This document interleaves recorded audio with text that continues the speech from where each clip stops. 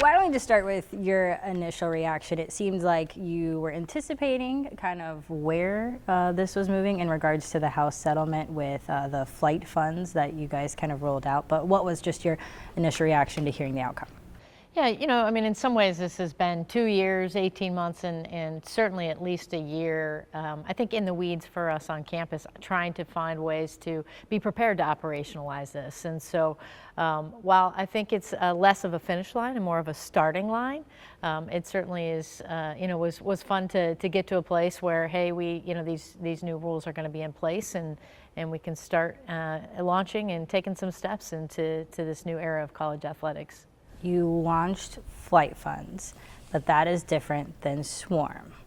Why don't you kind of go into the difference, and will they both exist still? Sure. Let me take the first part of that to begin with. And really what the settlement allowed for is for institutions to directly begin sharing those resources in return for student athletes and NIL directly with them. And so that means we can make those payments directly to student athletes. And as a part of that component, we are now asking for some philanthropic support of that. And that's where the creation of the flight funds come from.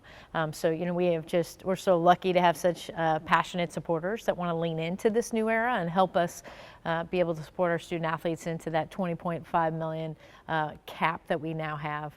And so those flight funds allow them to do that, and do that through the University of Iowa advancement system that they're familiar with. And so we were excited to launch those across many of our sports. And it's really about how we can generate some resources to share directly to our student athletes through the University of Iowa.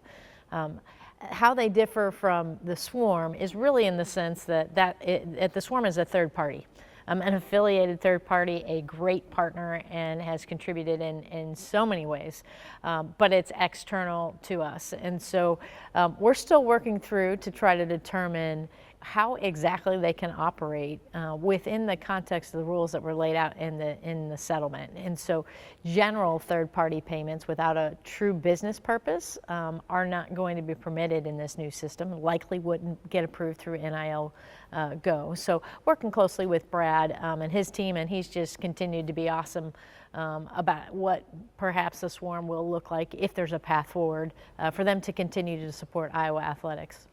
With this cap, you mentioned the $20 million. There is a breakdown. And kind of on a national scale, what we've seen universities going with is a football school, we'll call it, is receiving about 70% of that, about $15 million. Is Iowa going to kind of resemble what the national outlook is as far as the breakdowns? Yeah, and I think, I've said several times, I think publicly, that we're not going to get into real specifics, but there's a handful of things that we're going to continue to look at, and certainly where we generate the revenue as part of that. And so what the sort of go-back payments have been outlined to look like is going to look very similar for us as we look forward. There's some other components which starts to get complex. The scholarships, any new scholarship counts against that cap, and we'll have some number of new scholarships, primarily that'll go to some women's sports that'll count against that $20.5 million limit. But we certainly be looking at our sports that generate revenue, and no doubt that football generates significant portions of that on our campus. And I was going to ask too, what are some factors too that kind of go into that breakdown? You mentioned obviously revenue. I'm assuming maybe attendance, and at a school like Iowa, wrestling has a high attendance, women's basketball has a high attendance. Are those other factors going into kind of the breakdown? Yeah, I think that's probably a fair way to say that, but I think they're connected. And so, the sports in which we have the high attendance is certainly tied to where we have high revenue. And so if you look across our makeup of sports right now, I mean, football obviously generates the lion's share revenue that goes to support all 22 of our sports. And then, after that would be men's basketball, women's basketball, and then wrestling in terms of the revenue that's generated in and around those sports, related to both ticket sales, but also sponsorships, what's attributed to them from TV and media rights and all of those different things. But primarily, those are the four that generate the bulk of our revenue on our campus. How does this impact the smaller sports? Well, our commitment here at Iowa, and I'm just so proud to be at a place that has been committed to this from the beginning of these discussions around what this might look like, is we're going to continue to support all 22 of our sports, to support all of our athletes. As I noted, we are investing some more scholarships on the women's side. And we want to continue to be able to compete for championships, and no doubt we have many of those that have been successful over the years at different moments in time, and committed to making sure they continue to have a great experience as student athletes here at Iowa, but also can compete in the Big Ten. You mentioned the scholarship specifically with women's sports. Is Title IX part of the consideration of this overall? Absolutely. I mean, in terms of scholarships, the go forward of revenue sharing tied to Title IX, that's something that'll have to be determined by the courts and the legal system at some point. But we are obligated to take a look at how we distribute our scholarships across the board, how we support all of our teams in terms of participation numbers, and I was going to continue to make sure that we're meeting those expectations. We've entered obviously a very new era. Are college sports still amateur sports? I think one of the benefits we have from being on campus is that we get to see what has materially changed or not in terms of our student athletes' experience, how they enter, how they show up each and every day. Our kids are doing incredible things in the classroom. We've got above a 3.2 GPA across our entire community. They're coming in, they're working out. They're still 18 to 22-year-olds that do 18 to 22-year-old things. They practice hard. They're proud to wear the Hawkeye uniform, and without a doubt, that doesn't mean that they don't have additional resources in their pocket. But they are students here at Iowa. They're part of they're meaningfully part of our campus population. They're pursuing their degree of choice, and we still look at them as being student athletes with the ability to monetize their name, image, and likeness like any other student would have the opportunity to do should they be a music major or a journalism major. Talking with Tyler Barnes a little bit at the Football Media Academy, it was just eye-opening of kind of what he was potentially going to do. And he had mentioned maybe doing one-year contracts with some of their football players. I think when you hear the word contracts, it's like, oh, whoa, this is, you're talking about something that is handled at the professional level. But specifically, are each program going to be allowed kind of what they want to do as far as how they want to make these deals with them coming in? There is certainly some autonomy that happens between sports because there's nuance for each sport. Their calendars in football and basketball are completely different. The markets are different in women's basketball than they are in men's basketball. And so, there is some autonomy there, but we also have a structure and an overall philosophical sort of approach as, from a department standpoint, and we want there to be alignment there. That said, that's always a collaborative process. We work hand in hand, with our head coaches, with Tyler in his role, to determine what's going to work best, in the way that our coaches like to run their program, and then we make some global decisions. So there's no doubt there's some differences you'll see in football and basketball in the way that we navigate things, but I think our overarching, philosophy and approach as a department is going to be pretty consistent. Are you specifically making these decisions when it comes to kind of the breakdown? Is it a collaborative? Is it a conference? How does that kind of work? Well, I'm just so grateful. We've got a great team here, and we are all better when we all weigh in on any decision that we make. And so from our executive team, our senior staff, and our head coaches, we take input from a lot of places before we make decisions, and not to mention, our great partners, across campus. But we, as we've started to think about what that is, we're making those decisions as a group. I think you talk things through, you try to evaluate from top to bottom, and you make the best decision that you can in the moment about how you want to distribute those funds. I will say that we were very intentional about making a decision for this academic year. Not to say we'll backtrack on that, but I think when you're sort of building a plane while you're flying it, and I don't just mean here at Iowa, I mean the whole system is still in an infancy stage, there's going to be a lot of changes. And so we wanted to be able to make decisions that were best for us in the moment with the information we have, but also leave us enough room to evolve as we learn what the landscape is, we learn what some of our peers are doing, what worked, what didn't work, so that we can make adjustments as we look into the coming academic years in terms of how we might distribute those resources, or how we might decide to write one of those student-athlete agreements and contracts. Iowa State Athletic Director Jamie Pollard, he has said that he feels the state needs to kind of step in a sense of, just because he does not believe it is sustainable to come up with the $20 million, and potentially as years go by, that number is going to continue to raise. What are your thoughts? Do you believe that this model is sustainable? I think anytime we look at any industry or subset, particularly of higher ed, and obviously athletics is a really high profile one, you've always have to look at how you can be great stewards of the resources that you have, either from your campus and or how you generate those resources and continue to support what you're doing. I think on our campus, we feel like we've got some really good short-term and longer-term mid-range plans, and our goal is to continue to try to work through how do we do that on a year-by-year basis, make the best decisions for today, but also looking with an eye towards the future. How the state and or your campus is going to lean into that. I think there's a lot of things on a lot of plates. We've got a lot of things in our state that are really important for them to fund and support, and so whether that's an option or not is for somebody else to weigh in on. But I think our role here is to partner with our campus leadership and make sure that we have a plan so that we can execute at the highest level for the Hawkeyes. Specifically, some other states leaning into sports gambling and things like that, especially to kind of help.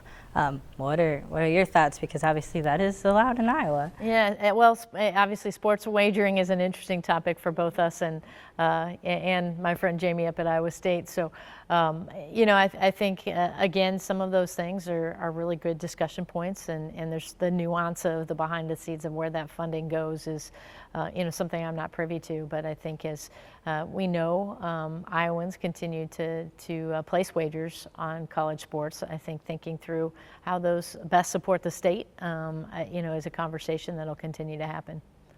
Any concerns right now, just year one, about maybe the monitoring of making sure it's fair and it's equal across the board that you have? I think if we're expecting perfection, we're going to be disappointed. However, I really do believe this is progress. I believe we need a system with structure. I think this is a step in the right direction. This is not the finish line. There's going to be many iterations. There's going to be many challenges. I don't think we've gotten everything just right yet. I think there's going to be times where there's going to be things early on that maybe aren't quite fair or aren't evaluated in the same way. But I do think it's progress, and I think leaning into that, I think us being a part of a solution that can protect and sustain college athletics for both our highest profile revenue sports and our Olympic sport athletes, not only for what it means for those 600 student athletes on our campus, but what it means for our fans, what it means as it brings our community together is really, really critical. And so while we're going to have bumps in the road, I'm really excited about the direction that we can take this thing in, because I think it's really important that we find ways to continue to make this thing that is so unique in the United States, so special in the college system, continue to work and be something we can all rally behind. Has the conference mentioned maybe anything about what's next in regards to this new settlement? Anything changing or potentially helping? Because the Big Ten TV rights is obviously a very big part. Yeah, not as much tied to the settlement, but I think there's always just, we've been so dialed into the settlement that you forget there's a general business operation that's going on that everybody's navigating both locally and the conference level. And so, I think we've got a great commissioner in Tony Petitti. I think he's incredibly thoughtful in terms of how to make sure we are sustainable, that we're positioned for success nationally, and certainly driving revenue is a piece of that from TV and other ways. I think it tied back to the settlement, and this is, I think, a partnership across all of college athletics. We do think that there's a lot of value in getting some assistance on the legislative side from from the federal government and whether that comes through Congress or what that might look like to really preserve and protect college athletics and its place in the system. And so whether that'll come to fruition or not, I think is yet to be seen, but there's certainly some work going on behind the scenes on that. Did you ever think, taking over this role, that we'd be talking about this continuously and just the changing landscape? Yeah, I don't think I thought it would be as dominant of a topic. And there's certainly moments where, I think in the hall every day you're thinking, what was I doing before we were dealing with all of this? But, I really, one, the challenge of trying to be a part of figuring out how to sustain college athletics. It's a really great opportunity. And for those of us that were athletes that have coached that want to be in this and know what it means for people to be a part of it, that's a privilege to get to do. And so, there are challenges that come with it, to be sure, but we try to look at it as it's a great puzzle to figure out nationally, and then the job locally is how do we best position Iowa Hawkeyes to be successful in whatever that new format looks like. And so I think it's energizing, I really do. It doesn't mean it's perfect every day. It doesn't mean we get it right every day, but I think we've got a great team of, again, coaches and staff that are excited about saying, hey, look, this is a new frontier. Let's figure it out. Let's make sure we continue to hold true to the values and the things that have made us successful, wearing the black and gold, but embrace this is, what's ahead, and that's the only way we're gonna continue to be successful. As far as the governing kind of body, the CSC, that is kind of monitoring this, how much of does the university necessarily have the communication with them, or is it kind of at a conference level? So it is still being built, and so they announced on the same day, the same evening, actually, that the settlement was approved. They announced the hiring of Brian Seeley, who will run that entity, and so he's still in the process of hiring staff. And so there's still some unknowns that will come from that. We've had an opportunity to visit with him as a group of ADs in the Big Ten. We did a Zoom with him and had a chance to visit and hear from him directly a little bit about his background and how he's thinking about what's to come. But it's been reported, and he said this to us as well, he sort of looks at it like a startup. And so he is building out a staff and has to build a framework. And so I think over time, they will work through our conference contacts along the way, and we'll have engagement with them, to be sure. Maybe in similar ways in which we would have with the NCA, but you certainly work through the conferences as they build it. But the structure there is still really, really thin. And so it'll take some time to build out that team and to have a little bit better idea of how we will enter into and out of that group.